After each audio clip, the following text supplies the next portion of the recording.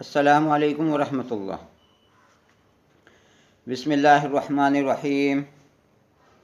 حضرت سمرہ بن جندب رضی اللہ عنہ فرماتے ہیں کہ نبی کریم صلی اللہ علیہ وسلم اکثر اپنے صحابہ سے پوچھا کرتے تھے کہ تم میں سے کسی نے کوئی خواب دیکھا ہے؟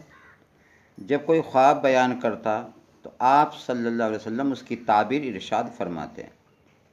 ایک صبح نبی کریم صلی اللہ علیہ وسلم نے ارشاد فرمایا، رات کو میں نے خواب دیکھا ہے کہ دو فرشتے میرے پاس آئے اور مجھے اٹھا کر کہا ہمارے ساتھ چلیے۔ میں ان کے ساتھ چل دیا۔ ایک شخص پر ہمارا گزر ہوا جو لیٹا ہوا ہے اور دوسرا اس کے پاس پتھر اٹھائے ہوئے کھڑا ہے، اور وہ لیٹے ہوئے شخص کے سر پر زور سے پتھر مارتا ہے، جس کی وجہ سے اس کا سر کچل جاتا ہے اور پتھر لڑھک کر دوسری طرف چلا جاتا ہے۔ یہ جا کر پتھر اٹھا کر لاتا ہے، اس کے واپس آنے سے پہلے اس کا سر بالکل صحیح سالم جیسے پہلا تھا ویسا ہی ہو جاتا ہے۔ پھر یہ اسی طرح پتھر مارتا ہے اور وہی کچھ ہوتا ہے جو پہلے ہوا تھا۔ میں نے ان دونوں سے تعجب سے کہا سبحان اللہ، یہ دونوں شخص کون ہیں اور یہ کیا معاملہ ہو رہا ہے؟ انہوں نے کہا چلیے آگے چلیے۔ ہم آگے چلے۔ ہمارا گزر ایک شخص پر ہوا جو چت لیٹا ہوا ہے، اور ایک شخص اس کے پاس زنبور لوہے کی کیلیں نکالنے والا لیے ہوئے کھڑا ہے، جو لیٹے ہوئے شخص کے چہرے کے ایک جانب آ کر اس کا جبڑا، نتھا اور آنکھ گدھی تک چیرتا چلا جاتا ہے، پھر دوسری جانب بھی اسی طرح کرتا ہے۔ ابھی یہ دوسری جانب سے فارغ نہیں ہوتا کہ پہلی جانب بالکل اچھی ہو جاتی ہے۔ وہ اسی طرح کرتا رہتا ہے۔ میں نے ان دونوں سے کہا سبحان اللہ، یہ دونوں کون ہیں؟ انہوں نے کہا چلیے آگے چلیے۔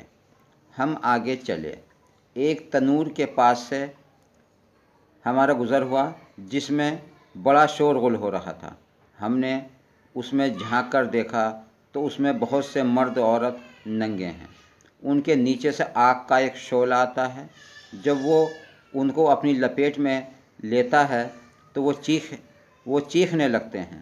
میں نے ان دونوں سے پوچھا یہ کون لوگ ہیں؟ انہوں نے کہا چلیے آگے چلتے ہیں۔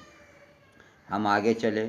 ایک نہر پر پہنچے جو خون کی طرح سرخ تھی، اور اس میں ایک شخص تیر رہا تھا، اور نہر کے کنارے دوسرا شخص تھا جس نے بہت سے پتھر جمع کر رکھے تھے۔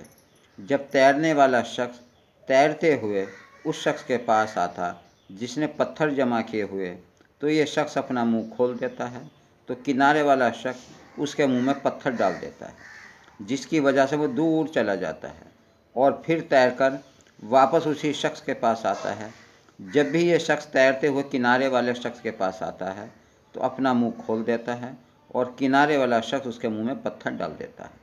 میں نے ان دونوں سے پوچھا یہ دونوں شخص کون ہیں؟ ان دونوں نے کہا چلیے آگے چلیے۔ پھر ہم آگے چلے تو جتنے بدصورت آدمی تم نے دیکھے ہوں گے، ان سب سے زیادہ بدصورت آدمی کے پاس سے ہمارا گزر ہوا۔ اس کے پاس آگ جل رہی تھی جس کو وہ بھڑکا رہا تھا اور اس کے چاروں طرف دوڑ رہا تھا۔ میں نے ان سے پوچھا یہ شخص کون ہے؟ انہوں نے کہا چلیے آگے چلتے ہیں۔ پھر ہم ایک ایسے باغ میں پہنچے جو ہرا بھرا تھا اور اس میں موسم بہار کے تمام پھول تھے۔ اس باغ کے درمیان ایک بہت لمبے صاحب نظر آئے۔ ان کے بہت زیادہ لمبے ہونے کی وجہ سے میرے لیے ان کے سر کو دیکھنا مشکل تھا۔ ان کے چاروں طرف بہت سارے بچے تھے۔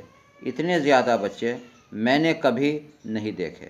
میں نے پوچھا یہ کون ہیں اور یہ بچے کون ہیں؟ انہوں نے مجھ سے کہا آگے چلیے۔ آگے چلے۔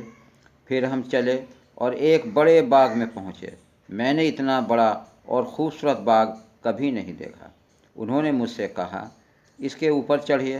ہم اس پر چڑھے اور ایسے شہر کے قریب جو اس طرح بنا ہوا تھا کہ اس کی ایک اینٹ سونے کی تھی اور ایک اینٹ چاندی کی تھی۔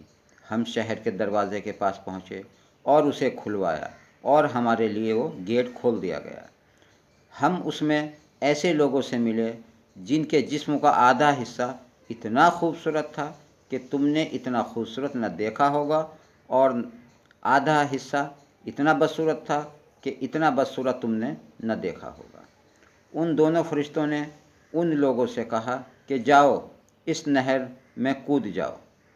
میں نے دیکھا کہ سامنے ایک چوڑی نہر بہہ رہی ہے، اس کا پانی دودھ جیسا سفید ہے۔ وہ لوگ اس میں کود گئے۔ پھر جب وہ ہمارے پاس واپس آئے تو ان کی بدصورتی ختم ہو چکی تھی اور وہ نہایت ہی بہت خوبصورت ہو چکے تھے۔ دونوں فرشتوں نے مجھ سے کہا، یہ جنت عدن ہے اور یہ آپ کا گھر ہے۔ میری نظر اوپر اٹھی تو میں نے سفید بادل کی طرح ایک محل دیکھا۔ انہوں نے کہا، یہی آپ کا گھر ہے۔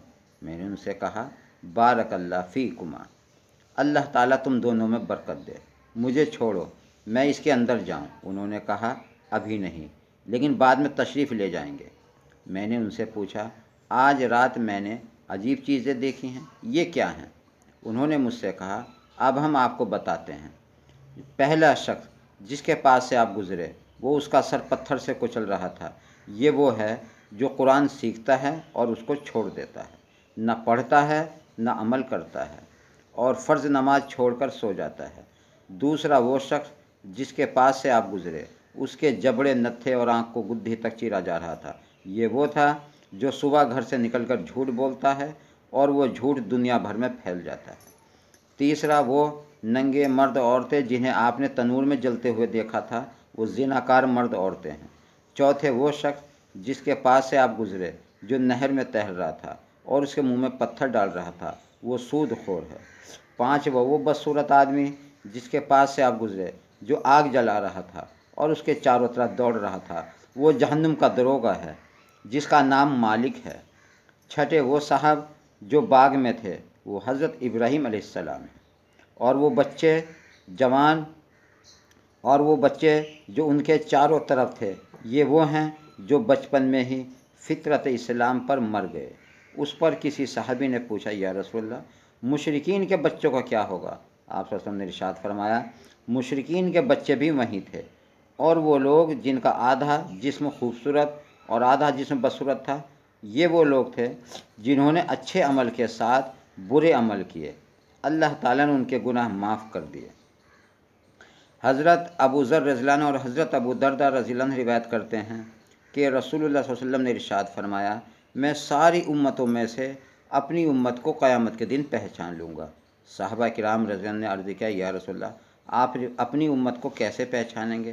آپ نے ارشاد فرمایا، میں انہیں ان کے اعمال نامے دائیں ہاتھ میں دیے جانے کی وجہ سے پہچانوں گا، اور انہیں ان کے چہروں کے نور کی وجہ سے پہچانوں گا جو سجدے کی کثرت سے کی وجہ سے ان پر نمایاں ہوگا، اور انہیں ان کے خاص نور کی وجہ سے پہچانوں گا جو ان کے آگے آگے دوڑ رہا ہوگا۔